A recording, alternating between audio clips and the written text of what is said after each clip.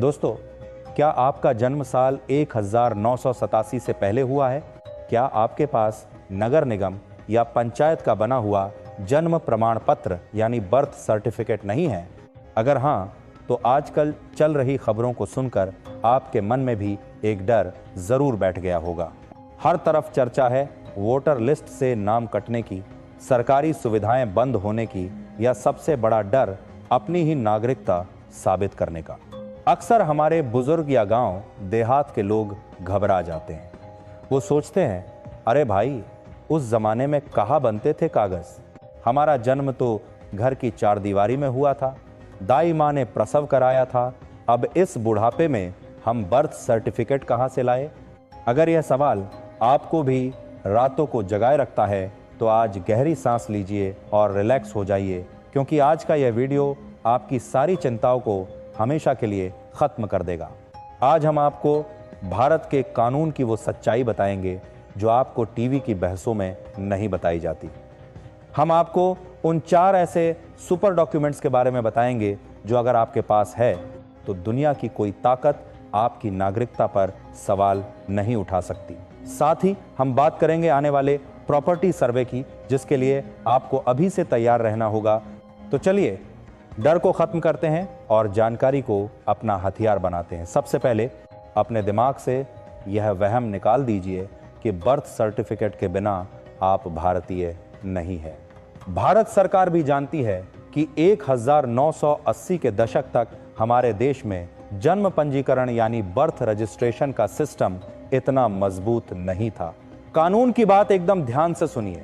नागरिकता कानून के अनुसार 1 जुलाई 1987 से पहले भारत की धरती पर जन्मा कोई भी व्यक्ति जन्मजात भारतीय नागरिक है। जी हां, आपने बिल्कुल सही सुना। अगर आप 1987 से पहले पैदा हुए हैं तो आपको यह साबित करने की जरूरत नहीं है कि आपके माता पिता कौन है या वो कहाँ के थे। आपको सिर्फ और सिर्फ यह साबित करना है कि आपका जन्म 1 जुलाई 1987 की तारीख से पहले भारत में ही हुआ था। अब सवाल यह है कि बिना बर्थ सर्टिफिकेट के यह तारीख कैसे साबित करें? यहीं पर काम आते हैं आपके वो पुराने कागज जो शायद संदूक में कहीं धूल खा रहे होंगे। सबसे पहला और सबसे आसान रास्ता है आपकी पढ़ाई लिखाई। अगर आपने जीवन में कभी भी स्कूल का मुंह देखा है, चाहे आप 5वीं पास हो, 8वीं पास हो या 10वीं, तो आपके पास एक बहुत बड़ा सबूत है। स्कूल से मिलने वाला स्कूल लीविंग सर्टिफिकेट SLLC या जिसे हम ट्रांसफ़र सर्टिफिकेट TCC कहते हैं, वो आपकी नागरिकता का बहुत बड़ा आधार है। खासकर अगर आपके पास 10वीं क्लास की मार्कशीट है तो समझिए आपका काम हो गया। कानून की नज़र में 10वीं की मार्कशीट पर लिखी हुई जन्मतिथि, डेट ऑफ बर्थ को बर्थ सर्टिफिकेट के बराबर ही मान्यता दी जाती है। चाहे पासपोर्ट बनवाना हो या कोर्ट का काम हो, यह मार्कशीट हर जगह मान्य है। तो आज ही अपनी पुरानी फाइलों को चेक कीजिए। अगर स्कूल का कोई भी पुराना कागज़ मिले जिस पर आपके स्कूल में दाखिले की तारीख या जन्म की तारीख लिखी हो तो उसे लैमिनेट करवाकर लॉकर में रख लीजिए। यह कागज़ सोने से कम नहीं है। अब आप कहेंगे, भाई साहब, हम तो कभी स्कूल गए ही नहीं या हमारे कागज़ बाढ़ में बह गए, अब हम क्या करें? घबराइए मत। भारत के गांव-गांव में रहने वाले लोगों के लिए सबसे बड़ा सबूत है उनकी ज़मीन। अगर आपके पास या आपके पिता दादा के नाम पर कोई पुरानी ज़मीन है तो आप पूरी तरह सुरक्षित हैं। ध्यान दीजिए, ज़मीन की रजिस्ट्री, खतियान, जमाबंदी, पट्टा या पुराने ज़मींदारी के कागज़, ये कागज़ सिर्फ यह नहीं बताते कि आप ज़मीन के मालिक हैं। ये कागज़ यह साबित करते हैं कि आपका परिवार इस पते पर पिछले 30, 40 या 50 सालों से रह रहा है। सरकारी रिकॉर्ड में दर्ज ज़मीन के कागज़ को झुठलाना बहुत मुश्किल होता है। अगर आपके पास 1980, 1970 या उससे पहले का कोई बैनामा या खतौनी है तो यह आपकी जड़ों का सबूत है। यह बताता है कि आप इसी मिट्टी के लाल हैं। इसलिए अपने पुराने बक्से खोलिए। कागज़ भले ही पीले पड़ गए हो, फटे हुए हो, उन्हें जोड़कर सुरक्षित कीजिए। यही कागज आपकी पहचान की सबसे बड़ी ढाल बनेंगे। तीसरा अहम दस्तावेज है वोटर लिस्ट। अक्सर लोग वोटर आईडी कार्ड को ही सब कुछ मान लेते हैं, लेकिन असली सबूत वोटर लिस्ट का पुराना रिकॉर्ड है। अगर आपका नाम 1990, 1995 या 2002 की वोटर लिस्ट में शामिल था तो इसका गणित लगाइए। वोटर लिस्ट में नाम तभी आता है जब आप 18 साल के हो जाते हैं। अगर 1995 में आपका नाम लिस्ट में था तो इसका मतलब है कि आपका जन्म 1977 के आसपास हुआ होगा।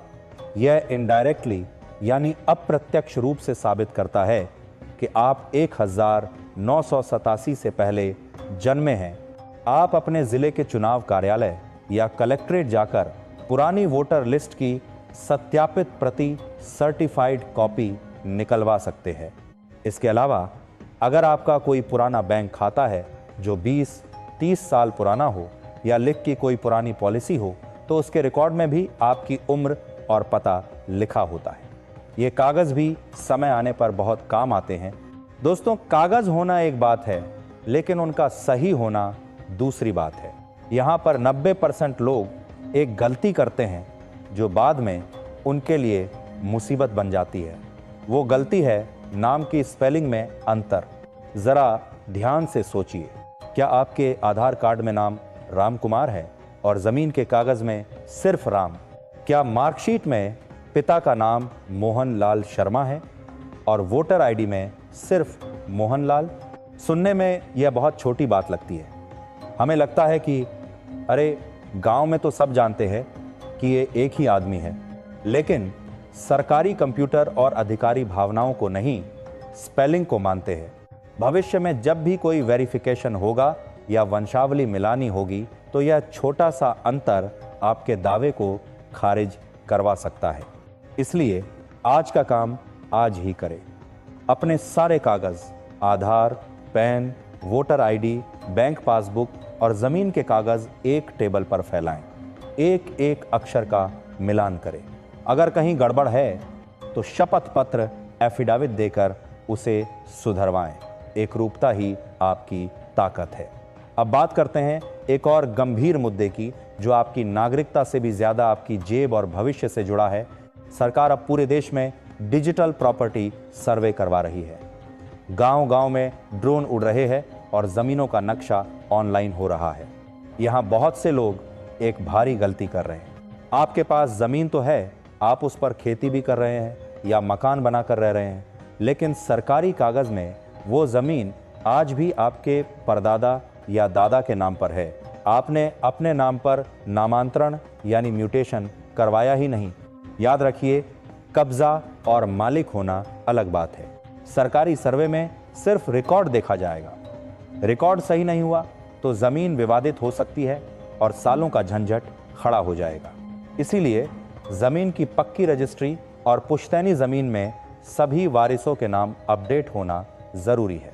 जैसे ही सर्वे या नागरिकता की बात आती है, डर फैलाने वाले दलाल सक्रिय हो जाते हैं। ध्यान रखिए, किसी को पैसा देने की ज़रूरत नहीं। कागज़ सही हैं तो कोई आपका कुछ नहीं बिगाड़ सकता। बस एक मास्टर फाइल तैयार करें।